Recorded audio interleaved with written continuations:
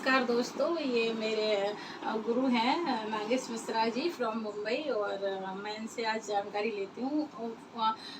पूरी तरीके से गहराई से पूरे विस्तार में सुनेंगे 498 के बारे में। मैं जानकारी सर से मैं तो बताती रहती हूँ जितना मुझे आता है, पर मैं आज अपने गुरु से 498 के बारे में वार्तालाप करते हैं। सर, ये 498 क्या है, इसके बारे में आप हमारी ऑडियंस को ज़रा गहराई से बताएंगे।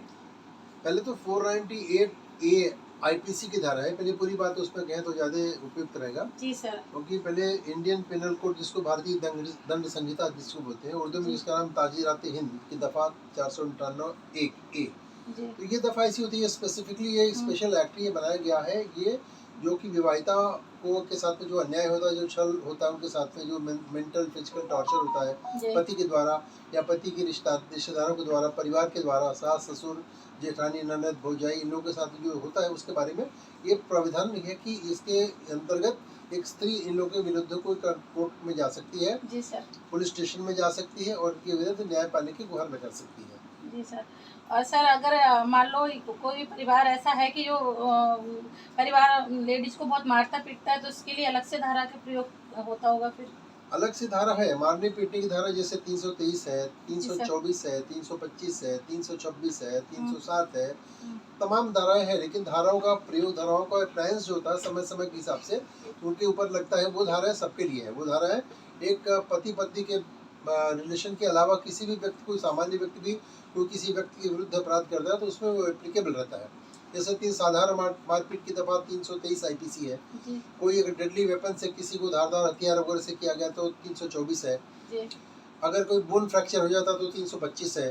अगर ग्रेवियस हर्ट होता है, जिसको हथियार से मारा गया, जिसमें मतलब बहुत गहरा घाव लग गया तो 326 है।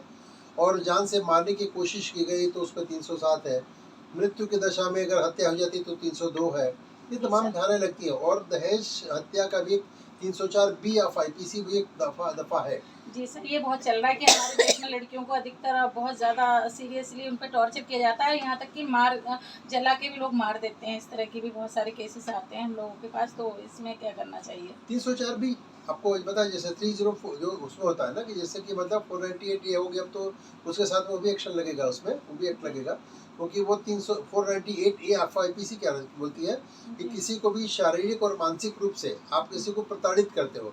सिंपल, अगर घर में एक विवाहिता है, उसके बारे में आप यही बोलते हो कि बार बार कि तुम्हारे माँ बाप ने कुछ दिया नहीं, दहेज में दिया बस आजकल यही ज्यादा होता है। और ऐसा हुआ, मैं यहाँ तानेबाजी होते हैं ससुराल वाले। हमारे लड़के की तो शादी फला जगह होती तो इतना मिलता, उसके लोग इतना देने को तैयार थे। तो ये सब जो उसको टॉन्ट होता है ना, या फिर समझो कि उसने बच्ची को जन्म दे दिया तो बोलते हैं कि लड़का होना चाहिए था, लड़का होता तो अच्छा होता। फिर उसको प्रताड़ना देना, उसको किसी तरीके से तकलीफ देना, उसको इग्नोर करना, उसको मतलब तमाम बात बात में टॉन्ट बोलना, माँ बाप से रिलेशन के बारे में कुछ बोलना और उनको बोलने से रोकना, तमाम चीज़ें हैं। तो ये सारी चीज़ें होती हैं इस पर, ये सब मानसिक छल में आता है।